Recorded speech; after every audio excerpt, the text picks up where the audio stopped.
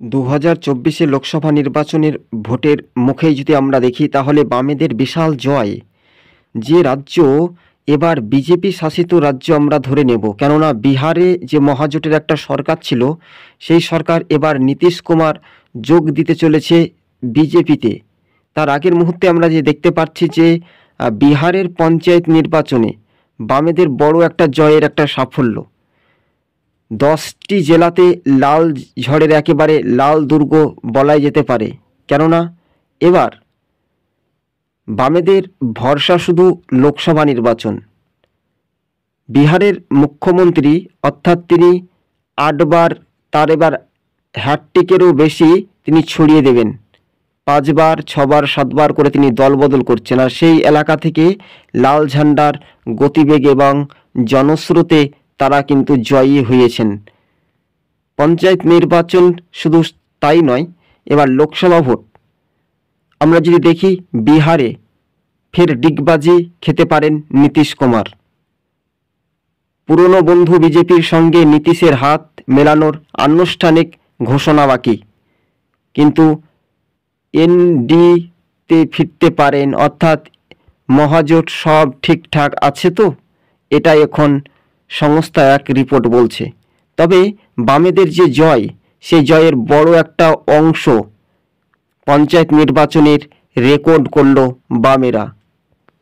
প্রায় 150-র কাছাকাছি আসন নিয়েও কিন্তু যে পঞ্চায়েতের গ্রাম স্তরে ত্রিস্তর পঞ্চায়েত, যে সাধারণ মানুষের বোর্ড গঠনের দাবি, সেখানে কিন্তু নিচুতলার বামপন্থীরা যেভাবে পরিশ্রম করেছে সেখানে কিন্তু তাদের বড় জয়ের সাফল্য হয়েছে।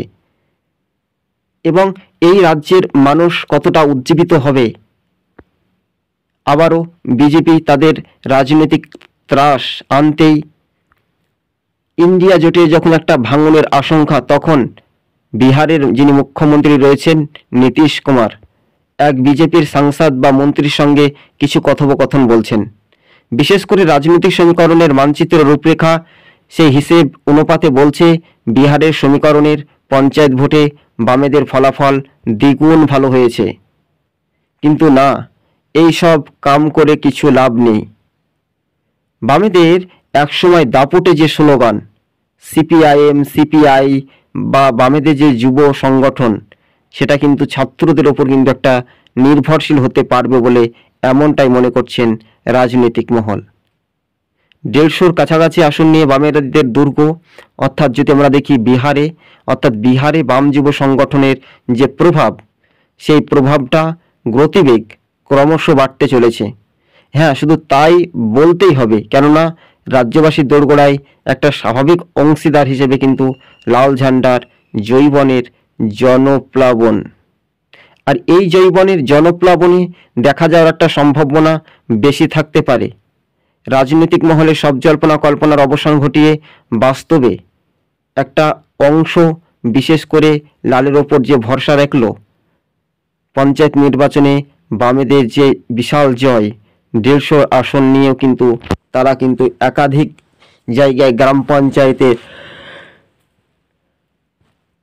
হাড্ডাহাড্ডি লড়াই করে অল্প ভোটের ব্যবধানেও তারা জয়ী হন। হ্যাঁ, এই নির্বাচনটি কয়েকদিন আগে হয়েছিল, তখন রবরবে মহাজোটের সরকার, কংগ্রেস, সিপিআইএম, আরজেডি এবং যিনি রয়েছেন মুখ্যমন্ত্রী নীতিশ কুমার, এই 4 জন নিয়ে একটা সরকার গঠিত হয়েছিল। কিন্তু এবার সেই সরকার নিজের স্বার্থের বিনিময়ে কি এবার শেষ করছেন চরিত্র? পঞ্চায়েত নির্বাচনে ফের ডিগবাজি খেয়েছেন নীতিশ কুমার। লালের ওপর ভরসা রেখে মানুষজন একটা আত্মবিশ্বাস বা তৃণমূল যেভাবে রাজনীতিক ত্রাসের মতো বাংলাতে ঘর ভাঙা শুরু করে দিয়েছিল, তেমনি বিহারেও একই খেলা শুরু হয়ে যাচ্ছে। তবে যে খেলা হবে যে স্লোগানের রাজনৈতিক পারদ সৃষ্টি হয়, সেখানে কিন্তু রাজনৈতিক সমীকরণের মানচিত্র বা মানদণ্ড কোন দিকে এগিয়ে যাবে এটার ওপর একটা নির্ভরশীল হওয়ার একটা সম্ভাবনা বেশি বলে মনে করছেন রাজনৈতিক মহল। হ্যাঁ, বামেদের যে জয়, সেই বড় জয়ের সাফল্য একটু হলেও বৃদ্ধি পাচ্ছে বামেরা। রাজনৈতিক মহলে সব জল্পনা কল্পনার অবসান ঘটিয়ে বিহারের যে পঞ্চায়েত নির্বাচনে বামেদের বড় জয়ের সাফল্য, সেটা এখন দেখার বিষয় রয়েছে। সামনে লোকসভা ভোট, এপ্রিল মাসে সম্ভবত ভোট, আর তার আগে বামেদের বড় জয় নিয়ে মুখে হাসি মুখে ভরা তেজ ভরা মন, মানুষ হইতে গেলে নেই কোনো আপন। অর্থাৎ মানুষকে তুমি ভালোবাসো, মানুষকে পছন্দ করো, কিন্তু রাজনৈতিক সমীকরণের বামেদের যে জয়ের উল্লাস সেটা এখন দেখার বিষয় রয়েছে।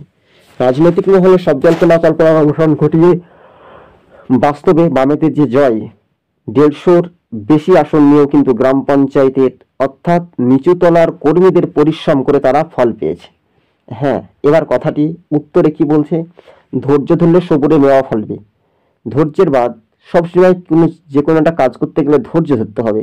তাই আকর্ষণীয় মনোভাব সবুজবঙ্গ ইউটিউব চ্যানেলটি যদি আপনাদের ভালো লেগে থাকে অবশ্যই সহযোগিতা করবেন এবং পাশে থাকবেন, সাবস্ক্রাইব করতে ভুলবেন না, লাইক কমেন্ট অবশ্যই করবেন। রাজ্যের দোরগোড়ায় যে বিহারের লোকসভার আসন সংখ্যা 42, বিহার বাংলা একসময় এই রাজ্য পার্শ্ববর্তী, তাহলে আমরা যদি দেখি তাহলে বিহারের 42টি লোকসভায় বামেরা কিন্তু তারা কিন্তু ভালো ফলাফল করতে পারে। যে পঞ্চায়েত নির্বাচনের ফলাফল নিরিখে দেখা যাচ্ছে এইভাবে যদি ভোট হয় আর নিচুতলার বামপন্থীরা যদি একটু ঝাঁকানাকা করে পরিশ্রম করে তাহলে কিন্তু বামেদের জয় কিন্তু নিশ্চিত হতে পারে। আমরা দেখেছিলাম জ্যোতি বসুর আমলে, আমরা দেখেছিলাম বুদ্ধদেব ভট্টাচার্যের আমলে, যখন বাংলাতে তারা 34 বছরের বাংলার মসনদ গদি দখল করেছিল নবান্ন, তখন আমরা দেখেছিলাম বামেরা ভালো আসন পেত। এবং প্রাক্তন যদি আমরা দেখি সোমনাথ চ্যাটার্জি, তিনি স্পিকার ছিলেন লোকসভার, সিপিআইএম এর হেভিওয়েট নেতৃত্ব, তার যখন চোখে জল এসেছিল তিনি বলেছিলেন যে জোট করে কখনো জোটের পক্ষে ভাঙানো যাবে না। তিনি তার কেঁদে আটকে উঠেছিলেন, কিন্তু পঞ্চায়েত নির্বাচনের যে বড় জয়ের সাফল্য বিহারবাসী তা প্রমাণিত করে দিল। রাজ্যবাসীর দোরগোড়ায় এটাই শুধু স্বাভাবিক, হ্যাঁ এটাই শুধু স্বাভাবিক। লাল ঝান্ডার যে গতিবেগ, যে জনস্রোত, সেটাই এখন দেখার বিষয় রয়েছে। সবুজবঙ্গ নিউজ আপনাদের সঙ্গে প্রতিবেদনটি তুলে ধরেছে। আরও একবার বলবো যে 150 আসনের মধ্যে কোন দল কত আসন পাচ্ছে, কিন্তু বামেদের যে জয়ের একটা লিস্ট মাপ সেটা কিন্তু বিহারবাসী তা প্রমাণিত করে দিল। বিহারে একসময় যে ছোট ছোট বাচ্চারাও কিন্তু একটা লাল ঝান্ডা নিয়েও একটা প্রশংসা করে। শেষ পর্যন্ত 42টি লোকসভা কেন্দ্র যে বিহারে কিন্তু এবার টার্গেট কোন দল এগিয়ে থাকবে, কারা পিছিয়ে থাকবে, কিন্তু পঞ্চায়েতে বড় জয় পেল লাল ঝান্ডা। লাল ঝান্ডায় শেষ সম্বল বা লাল ঝান্ডায় শেষ সাক্ষী রাখার একটা আকর্ষণীয় মনোভাব, কিন্তু একটা দেখার একটা বিষয় রয়েছে। স্বাভাবিকভাবে রাজনৈতিক সমীকরণের মানচিত্র রূপরেখা সেটা স্বাভাবিকভাবে ধারাবাহিকভাবে দেখার একটা আকর্ষণীয় মনোভাব এবং রাজনৈতিক